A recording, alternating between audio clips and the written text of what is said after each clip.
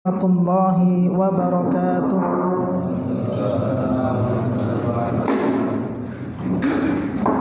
Innal hamdalillah wassalatu wassalamu ala Rasulillah wa ala alihi wa ashabihi wa man walah, amma ba'du. Para ikhwan dan akhwat rahimani wa rahimakumullah, kita telah sebutkan ada beberapa sikap atau konsekuensi kita ketika kita bersyahadat bahwa Muhammad adalah abduhu wa rasuluh. Kita sebutkan 3 konsekuensi. Kemudian konsekuensi yang berikutnya adalah alla ya'budallaha illa bima syara', yaitu tidak beribadah kepada Allah Subhanahu wa taala kecuali dengan cara yang beliau syariatkan. Jadi ketika Allah Subhanahu wa taala mengutus Rasulnya Muhammad sallallahu alaihi wasallam, maka tugasnya adalah memberikan penjelasan kepada umat bahwa salah satu ibadah atau ibadah yang bisa mendekatkan diri seorang hamba kepada Allah Subhanahu wa taala, di antaranya salat, kemudian yang lainnya, maka setiap ibadah yang dia lakukan harus ada contohnya atau syariat yang dulu pernah dicontohkan oleh Nabi kita Muhammad sallallahu alaihi wasallam. Karena agama Islam ini adalah agama yang telah sempurna, tidak perlu pengurangan, tidak perlu penambahan. Ya. Oleh karena itu Imam Malik bin Anas mengatakan, "Man ibtada'a bid'atan yaraha hasanatan faqad za'ama anna Muhammadan khana risalah." Barang siapa yang melakukan sebuah bid'ah, ya, hal yang baru di dalam agama kita ini yang berkaitan tentang ibadah, kemudian dia melihat bahwa apa yang dia lakukan itu adalah sebuah kebaikan, banyak orang yang mengikutinya, maka kata Imam Malik, faqad za'ama anna Muhammadan khana risalah, maka dia telah beranggapan atau menyangka bahwa Muhammad sallallahu alaihi wasallam mengkhianati risalah. Ya, artinya tidak semua risalah disampaikan oleh Nabi sallallahu alaihi wasallam, ada yang diumpetin, ada yang belum tersampaikan. Ya. Kemudian Imam Malik mengatakan li'annallaha ta'ala yaqul, karena Allah Subhanahu wa taala mengatakan al-yauma akmaltu lakum dinakum, pada hari ini aku telah sempurnakan agama kalian, wa atmamtu alaikum ni'mati, dan aku cukupkan nikmatku atas kalian, wa raditu lakumul islam madina, dan aku ridha Islam sebagai agama kalian. Kemudian Imam Malik memberikan sebuah kaidah yang cukup bagus. Ya, ma lam yakun yauma idzin dinan falaisal yauma dinan. Apa yang ketika itu, apa yang pada hari itu tidak termasuk bagian dari agama, maka pada hari ini juga dia tidak dianggap sebagai bagian dari agama. Ya, maka Nabi sallallahu alaihi wasallam mengingatkan kepada kita semuanya dengan sabda beliau, man ahdatsa fi amrina hada ma laisa minhu fa huwa raddun. Barang siapa yang membuat perkara baru di dalam agama ini yang tidak ada landasannya, maka fahuwa raddun, maka dia tertolak. Ya.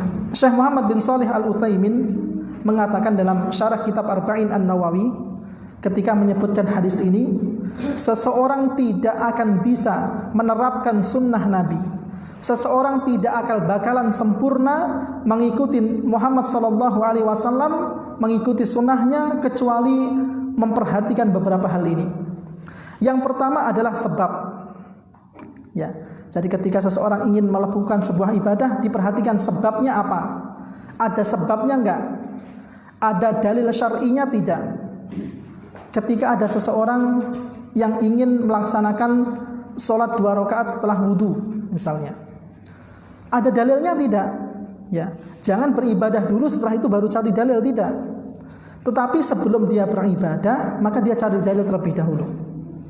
Ya, misalnya ada seseorang mau mengerjakan sholat tahiyatul bait misalnya, ya, Salat tahiyatul bait, bukan tahiyatul masjid ya.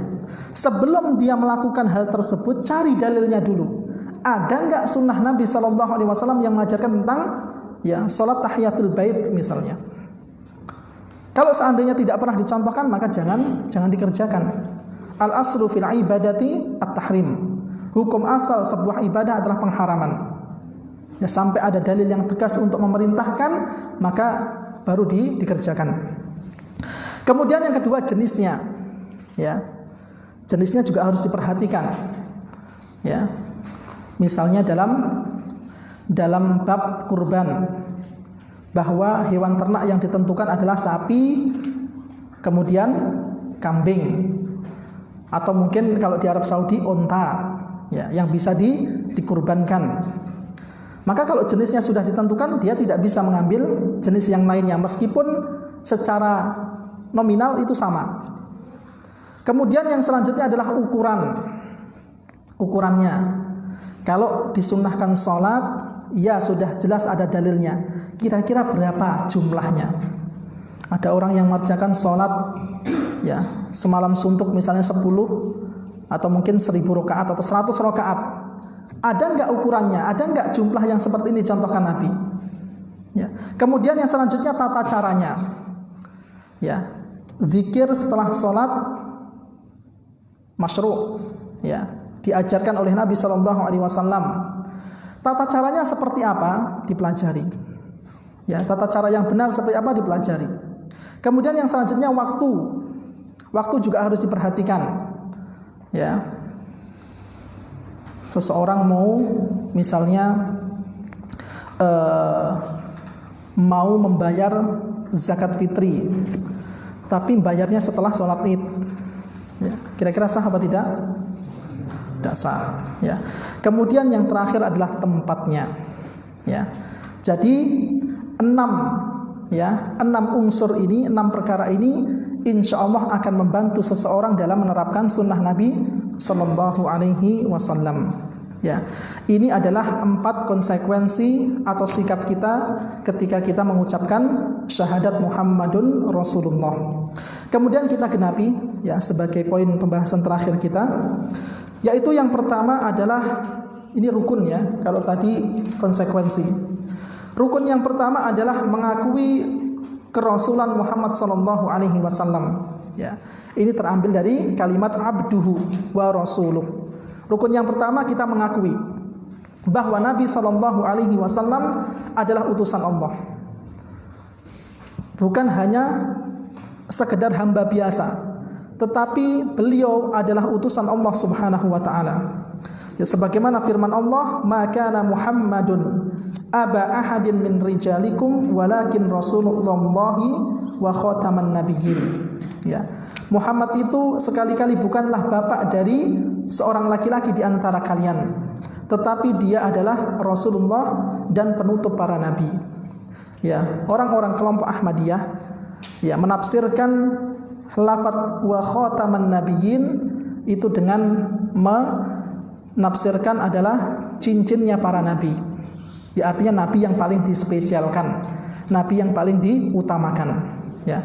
Ini kelompok Ahmadiyah yang dan mereka sesat dalam memaknai tafsiran ini, ya. Maka kita katakan bahwa wa khataman nabiyyin di sini adalah penutup para nabi, bukan cincinnya para nabi, tidak. Maka Nabi sallallahu alaihi wasallam pernah ya dalam sebuah riwayat mengibaratkan bahwa aku dan nabi-nabi yang diutus oleh Allah itu ibaratnya sebuah bangunan. Sebuah bangunan yang mana tersisa ada bagian yang belum dikasih bata. Ya, antum lihat ada orang yang bangun sebuah bangunan, ada satu bagian ya yang tidak diisi oleh bata, masih bolong momplong. Kemudian kata Nabi, anatil kallabinah. Itu aku adalah bata yang akan menyempurnakan bangunan tersebut. Ketika bata itu ditaruh, maka sempurnalah agama ini. Ya. Wa ana khataman nabiyyin la nabiyya ba'di. Dan aku adalah penutup para nabi dan tidak ada nabi setelahku. Ya, maka ya biasa, bahasa Arab itu memang mengandung beberapa banyak arti ya. Dan kebiasaan orang-orang yang menyimpang itu memaknai dengan makna yang salah, ya. Mentakwil dengan penafsiran yang salah. Kemudian yang kedua, rukun yang kedua adalah mengakui bahwa beliau seorang hamba. Ya, abduhu. Ya. Amba la yu'bad. Abdun la yu'bad. Seorang hamba yang tidak boleh disembah. Ya. Karena yang berhak untuk menerima pengagungan dan ketundukan hanyalah Allah Subhanahu wa taala. Kalau seandainya ada orang yang memperuntukkan ketundukan dia, kepatuhan dia, pengagungan dia kepada selain Allah, meskipun itu adalah nabi, maka dia jatuh kepada mahabbah syirkiyah, jatuh kepada cinta, jenis cinta yang ketiga, yaitu yang diharamkan oleh Allah Subhanahu wa taala. Ya, baik secara hakiki, tidak boleh disembah secara hakiki, apalagi diyakini memiliki rububiyah. Ya, apalagi diyakini bisa memberikan manfaat, menolak madarat misalnya, atau bisa memberikan keturunan, maka nabi ini tidak memiliki hal-hal tersebut. Ya.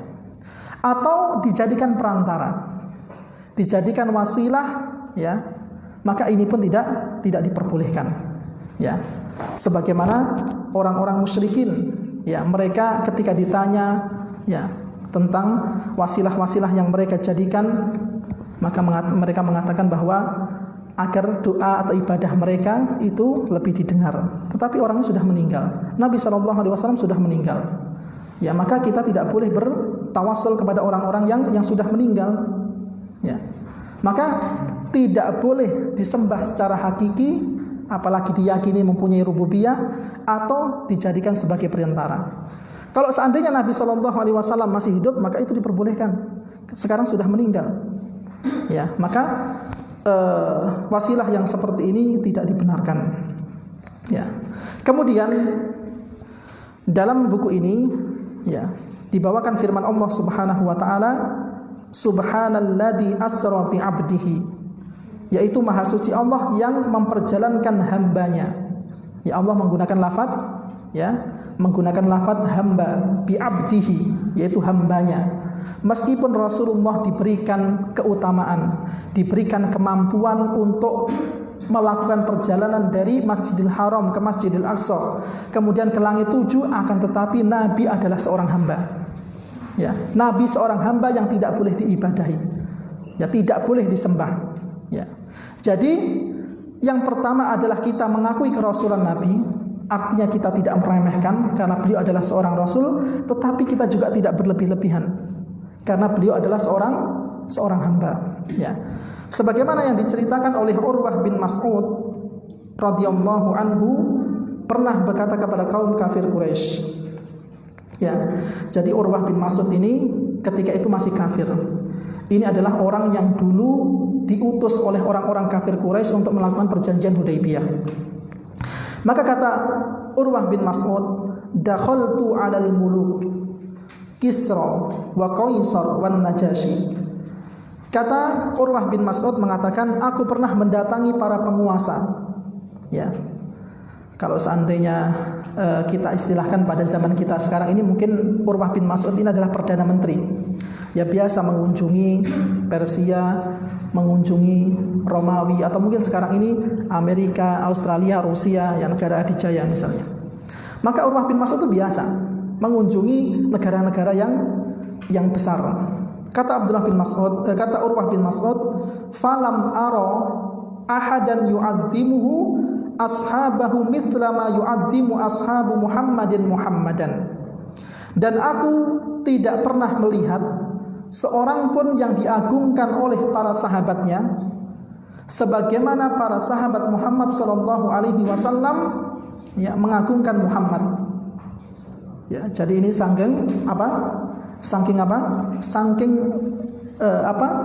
mulianya Nabi sallallahu alaihi wasallam. Para sahabat memuliakan Nabi sallallahu alaihi wasallam. Kana idza amarahum ibtadaru amrahu.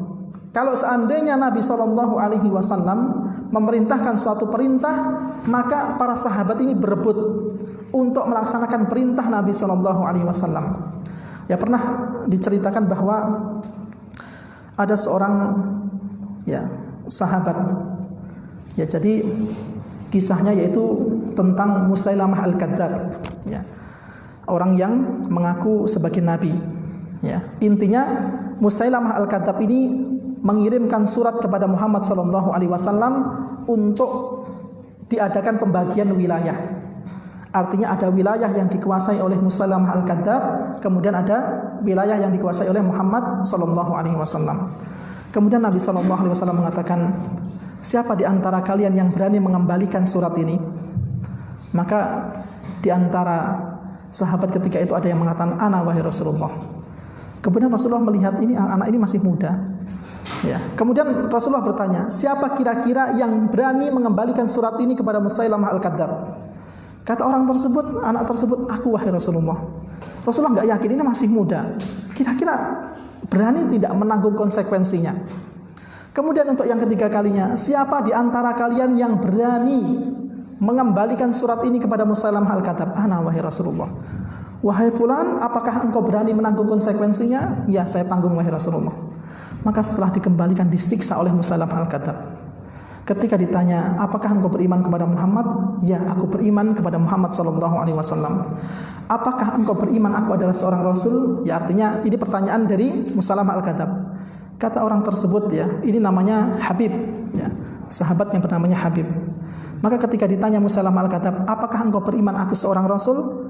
Maka kata Habib tersebut, ya, ma asma' ma taqul.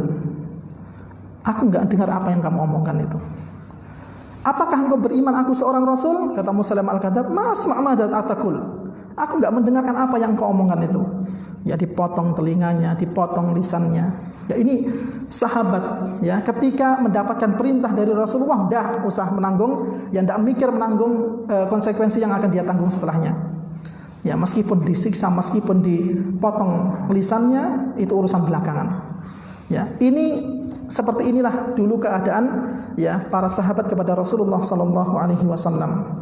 Wa idza tawaddaa kadu yaktataluna ala wudu'ihi. Kalau seandainya beliau wudu, maka mereka berebut untuk mendapatkan sisa wudunya, sampai-sampai hampir-hampir mereka itu bunuh-bunuhan. Ya, karena berkah dari Nabi sallallahu alaihi wasallam. Wa idza takallama khafadu aswatahum an indahu. Ya, dan jika beliau berbicara, mereka menahan suara mereka di hadapan beliau. Ya, apalagi membantah, ya, menaikkan suara aja mereka tidak lakukan. Ya, bagaimana harus membantah perintah Nabi Sallallahu Alaihi Wasallam? Ketika beliau Sallallahu Alaihi Wasallam berbicara, maka mereka pun menahan suara mereka. Ya, wama yahadduna ilaihi nadhara ta'ziman lahum. Dan tidaklah mereka menata tajam kepadanya karena rasa hormat kepada Muhammad sallallahu alaihi wasallam. Ini adalah kemuliaan Nabi sallallahu alaihi wasallam dan kemuliaan para sahabat, yang mana mereka itu menghargai, mereka memuliakan Nabi sallallahu alaihi wasallam karena beliau adalah seorang rasul. Ya, akan tetapi penghormatan yang dilakukan oleh para sahabat adalah penghormatan yang pada tempatnya dan tidak sampai berlebih-lebihan. Ya, sebagaimana hadis dari Umar bin Khattab radhiyallahu anhu, Nabi sallallahu alaihi wasallam bersabda, la tutruni kama atratin nasara ibna Maryam, fa innama ana abduhu faqulu abdullahi wa rasuluh. Janganlah kalian berlebih-lebihan dalam memujiku sebagaimana orang-orang Nasrani telah berlebih-lebihan memuji Isa putra Maryam. Aku hanyalah hambanya dan katakanlah Abdullahi wa rasuluh, hamba Allah dan Rasulnya. Ya. Kemudian diriwayatkan dari Anas bin Malik, ia pernah berkata, lam yakun syakhsun ahabbu ilaina min Rasulillah sallallahu alaihi wasallam. Tidak ada yang lebih kami, yaitu para sahabat, cintai selain dari Rasulullah sallallahu alaihi wasallam. Wa kanu idza ra'awhu lam yaqumu. Namun jika mereka melihat kedatangan beliau, mereka tidak berdiri. Kama ya'lamuna min karahiyatihi lidzalik. Karena mereka mengetahui bahwa beliau tidak suka yang demikian. Meskipun seorang rasul, akan tetapi ketika pengagungan atau ketundukan itu menyelisih syariat, maka mereka tidak lakukan. Para sahabat tidak lakukan. Ya, ketika Nabi SAW datang biasa, ya mereka tidak berdiri, mereka tidak menyambut dengan berdiri, tidak, tetapi biasa duduk. Ya, karena di dalam agama Islam tidak diperbolehkan seseorang berdiri dengan niat untuk menyambut seseorang tidak diperbolehkan. Nabi SAW membenci hal tersebut. Ya, makanya para sahabat adalah orang-orang terbaik dari generasi umat ini. Dan para sahabat ya lebih tahu bagaimana cara bersikap kepada Rasulullah SAW. Ya, para sahabat tidak meremehkan. Ya, karena Muhammad SAW adalah utusan Allah. Tetapi para sahabat juga tidak berlebih-lebihan ketika mengagungkan atau memuliakan Muhammad SAW karena beliau adalah seorang hamba. Ya baik, insyaallah ini yang bisa kami sampaikan ya berkaitan tentang rukun Islam yang pertama. Ya, rukun Islam yang pertama yang berkaitan tentang syahadatain. Ya, insyaallah nanti pertemuan yang selanjutnya kita masuk pada rukun yang kedua ya. Rukun yang kedua yaitu tentang fikih salat. Ya. Jadi yang pertama ini masalah akidah, kemudian insyaallah setelahnya masalah fikih salat, kemudian fikih zakat, kemudian fikih puasa, kemudian diakhiri dengan fikih haji. Ya wallahu taala alam. Ya, sebelum kita akhiri mungkin ada yang didiskusikan, kami persilahkan.